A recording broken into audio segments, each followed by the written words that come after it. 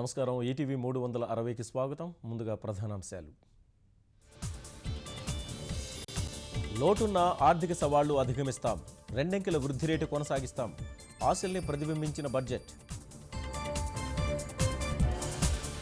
పారిశ్రామిక, పర్యాటక, ఐటీ రంగాలే ఆర్థిక ప్రగతి చక్రాలు. 14 రోజుల్లోనే పరిశ్రమలకు అనుమతులు.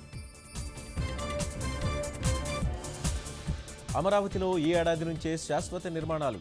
2019లో జాతీయ క్రీడలు ఘనంగా నిర్వహిస్తామన్న విత్తమంత్రి. రైతును రాజు చేయడమే ధ్యేయం, వ్యవసాయం, అనుబంధ రంగాలకు అన్ని రకాల ఊతం.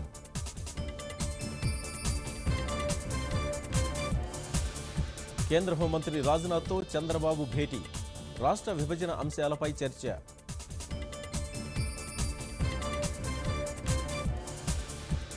ముద్రగడ దీక్ష వాయిదా, విద్యార్థుల పరీక్షలే కారణమని పద్మనాభం ప్రకటన.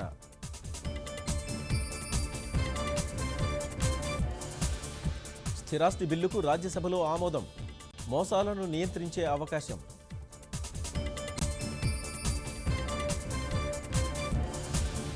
సొంత దిక్సూచి వ్యవస్థ ఏర్పాటులో ఇస్రో ముందడుగు, పిఎస్ఎల్వి ప్రయోగం విజయవంతం.